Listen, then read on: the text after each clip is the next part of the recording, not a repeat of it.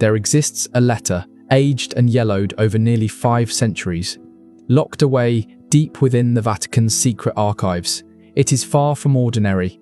Its fibers carry ink, tears, and tiny dark stains that, according to experts who examined it in secret, may be traces of human blood. This letter should never have been written. It is the confession of a girl barely 14 years old who, on the night history had promised would crown her as queen, endured an experience so savage that her innocence was obliterated. In its place, a shadow of vengeance was born. Its author was Catherine de' Medici, a young Florentine sent to France as a pawn in a high-stakes game between kingdoms and popes, believing her marriage would open doors to prestige and power.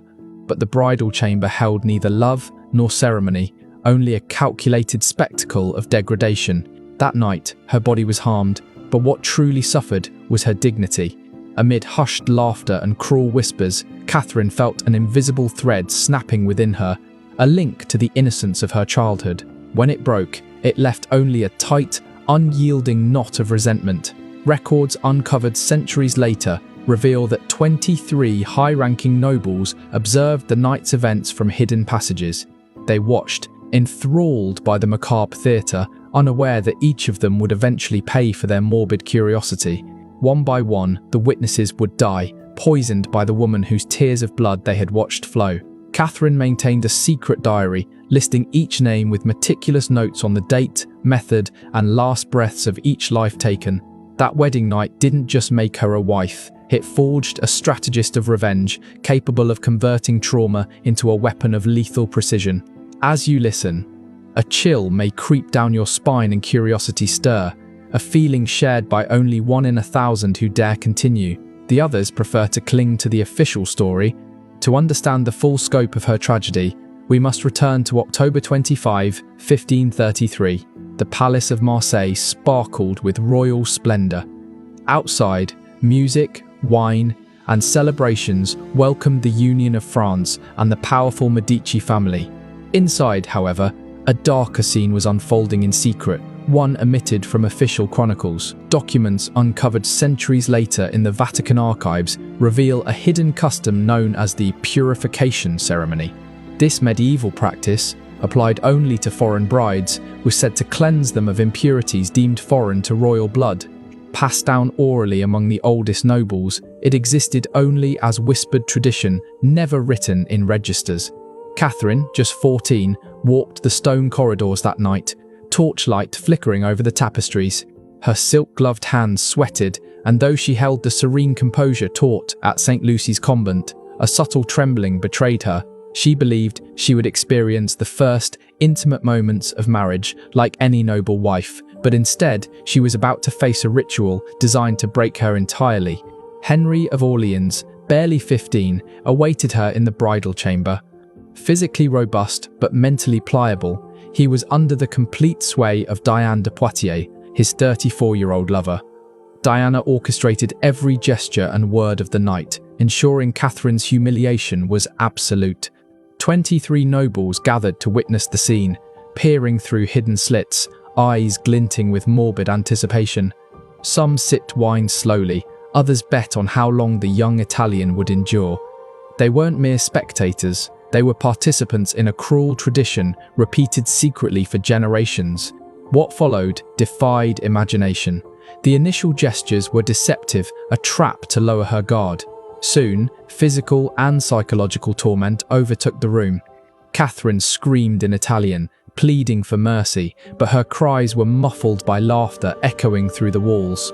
The trauma was so severe that her delicate eye vessels ruptured, causing a rare hemorrhagic phenomenon, tears streaked with blood.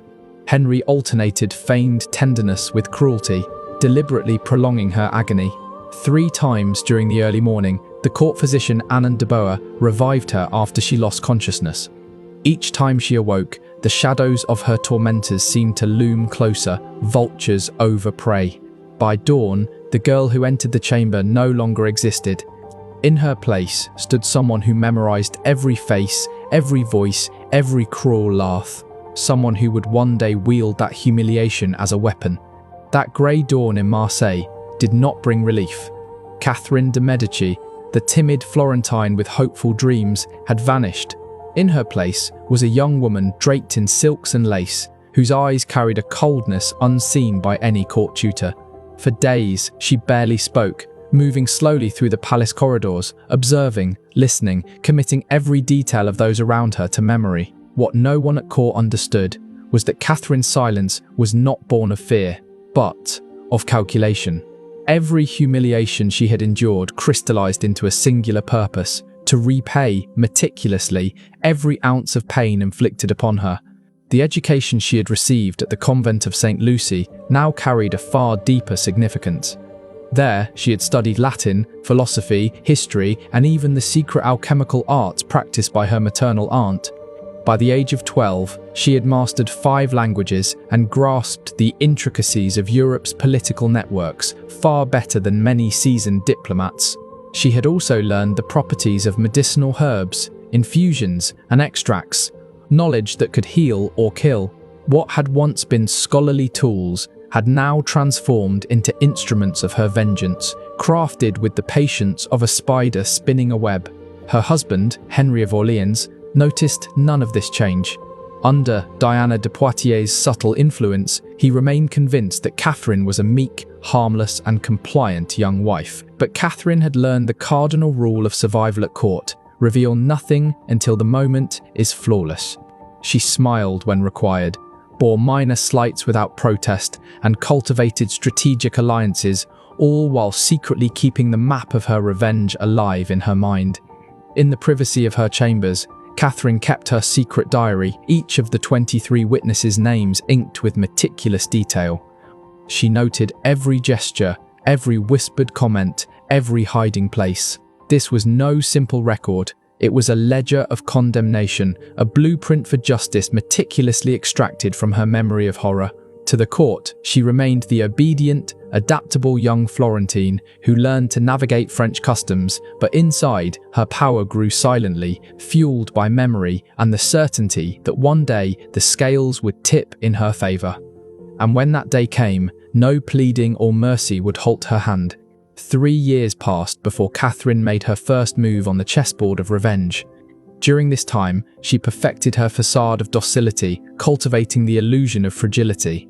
Yet each night, she returned to her diary, reviewing names, refining methods, imagining the precise way each life would end. The first target was Jeanne de Montmorency, a proud courtier who had jokingly wagered on how long the young bride would endure before breaking. Catherine remembered his cruel eyes, the way he sipped wine while watching her torment, and now, years later, that memory would become a sentence. The poison she selected was no ordinary mixture. Hidden in one of the palace's little-used chambers, a room officially reserved for medicinal herbs, she had developed a potent blend of hemlock and mercury, perfected over months. Its effects were horrifyingly precise: violent convulsions, pink foam at the mouth, and hours of agonizing suffering. The punishment mirrored the pain she had endured, every symptom a reflection of her own trauma. Jeanne de Montmorency was found dead on a cold winter morning, and the court whispered of food poisoning. Only Catherine knew the truth. A small vial of dark red liquid, accompanied by a brief note reminding him of the night he had witnessed, had been the silent messenger of justice. This pattern became her signature. One by one, the witnesses fell, each selected with surgical precision. Yet suspicion never fell upon Catherine. Rumours swirled of an invisible hand orchestrating deaths within the court, but no one guessed that the shadow belonged to the seemingly fragile queen, quietly weaving her web of death while maintaining her public composure. Each act of vengeance was more than mere killing. It was poetic justice, a meticulous recreation of her suffering, piece by piece, until she reclaimed every fragment of her dignity. Among all the names in her diary, one stood apart: Diane de Poitiers. Diane was not merely a witness, but the mastermind behind Catherine's degradation. She had designed the ritual, trained Henry to enact every gesture with cruel precision, and controlled the young prince's decisions with an iron hand. Overthrowing her would require the patience and cunning of a master strategist. Catherine's approach was subtle, almost imperceptible, a slow, invisible poisoning that would remain undetected while eroding her adversary's strength over months. Small doses of toxins were introduced into Diane's food and drink, minute enough to raise no suspicion. Day by day, Diane felt her vitality wane, her reflexes dull, her memory slip. Meanwhile, Catherine attended every banquet, maintaining a courteous smile as she observed the decline of the woman who had orchestrated her suffering. It became a silent duel, a test of endurance in which Catherine dictated every move, unseen yet in complete control. To the outside world, Diane remained radiant, the king's favourite, unaware that her brilliance was dimming under a carefully calculated hand. Decades passed, and at last, Diane de Poitiers succumbed at age 66 after drinking wine offered by Catherine herself. For the time, rudimentary autopsy revealed a slow deterioration of internal organs, a subtle signature of prolonged poisoning. Catherine had replicated in Diane the drawn-out suffering she herself had endured, multiplied over years, achieving not merely death, but vengeance in its most exquisite, patient form. Meanwhile, the rest of her list dwindled. Courtiers who had mocked her endurance, women who had scorned her with venomous words, all received the same dark message, a small glass vial of red liquid accompanied by a note. It was Catherine's unmistakable mark, a symbol that she neither forgot nor forgave. Rumours began to swirl through the palace corridors. Whispers spoke of a blood curse haunting those who had attended the forbidden ritual. But the truth was far simpler, yet infinitely more terrifying. It was not magic, not a curse. It was the relentless will of a woman who had transformed humiliation into weaponized precision. Her silent campaign spanned years, each death carefully calculated to mirror the suffering she had endured, each step executed without arousing suspicion. Yet one name always remained, the ultimate key to her plan. Enrique Segui, her husband, the man who had enacted her humiliation while the shadows of 23 witnesses loomed on the walls, was the final piece, the crown jewel of her vengeance. His death could not be hasty or ordinary. It had to be symbolic, a perfect culmination of more than 2 decades of careful plotting.